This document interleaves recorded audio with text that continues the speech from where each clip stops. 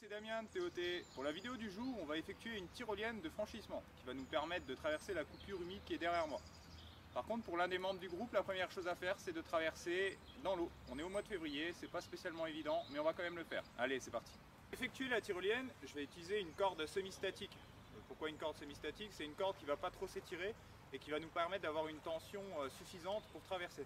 Le nœud qu'on va faire à l'opposé, je vais vous le montrer là pour plus de facilité et pour passer le moins de temps possible dans l'eau, parce que l'eau est très très froide. Ici au niveau du nœud, on va faire un demi-cabestan. Ici, nœud très simple, je passe la corde autour de l'arbre. Et ici, je vais venir croiser et repartir dans l'autre sens.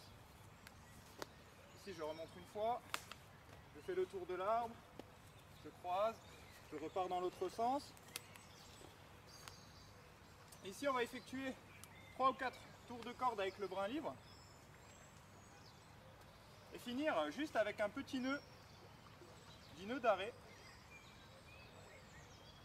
Ici voilà, un petit nœud plat tout simple. Ici il n'y a pas de tension sur le nœud, toute la tension s'effectue ici. C'est un nœud qui est très solide et à la fois très simple à démonter une fois qu'il n'est plus sous tension. Ici on peut voir là, quand je tire, il se met sous tension mais ne bouge pas. Là j'ai encordé mon partenaire avec un nœud de chaise, comme ça au moment de la traversée dans l'eau, s'il a un souci, je pourrais le ramener sur la berge sans problème.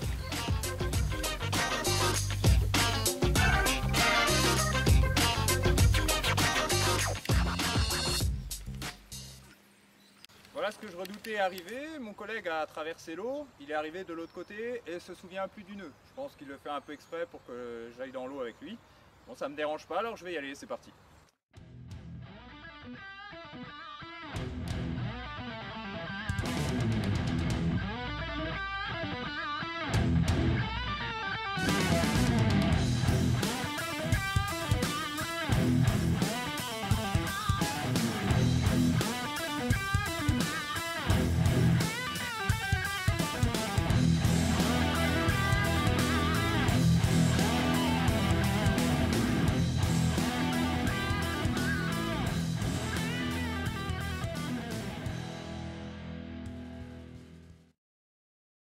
Traversé, arrivé de l'autre côté de la berge, je renfile vite un pull ou un sweatshirt pour me réchauffer. On fait attention au risque d'hypothermie, on n'est pas là pour faire n'importe quoi, on n'est pas là pour se mettre en danger. Pour le compte, le nœud d'en face est bien fait, le demi-cabestan est fait.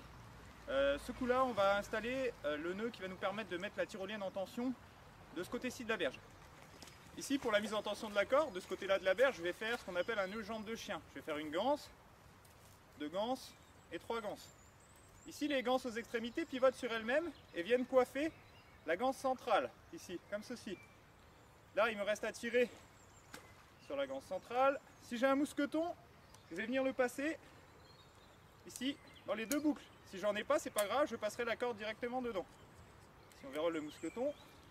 Ici, pour la mise en tension, on va venir faire le tour de l'arbre. Ici, c'est impossible. Et venir repasser ici dans mon mousqueton. Ici on va venir mettre la corde en tension. Pour ceci je vais solliciter l'aide de mon collègue pour vraiment tendre le plus possible la corde. Sinon on fait une deuxième. C'est plat. Allez, après avoir mis la corde sous tension ici, je refais un tour autour de ma branche principale. Et ici je vais venir faire plusieurs tours et relier entre elles les différentes parties de la corde. Ici, je mets vraiment sous tension et je viens terminer par un nœud d'arrêt simple, comme un nœud de lacet. Voilà. Ici, un nœud tout simple qui va permettre d'arrêter et de terminer la mise sous tension de franchissement ici. On va venir chercher à se mettre couché, allongé sur la corde, avec une jambe dans le vide et une jambe qui coiffe la corde. La jambe qui coiffe la corde sert à avancer. On ne tire pas que sur les bras parce que c'est trop fatigant. Et ainsi là, on peut progresser en équilibre tout en avançant à une bonne vitesse. Donc ici on peut le voir, la jambe arrière qui travaille, l'autre jambe dans le vide pour l'équilibre. Et tranquillement ici il va pouvoir atteindre de l'autre côté de la rive.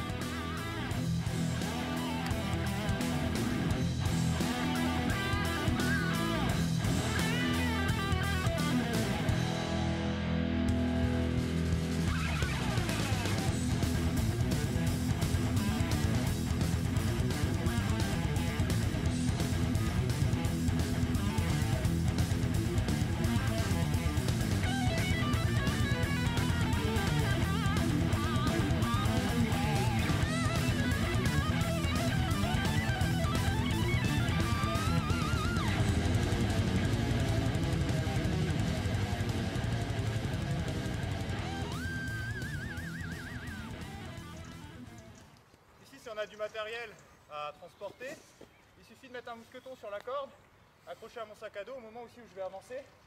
Mon sac à dos va avancer en même temps, c'est assez pratique si on est lourdement chargé en matériel.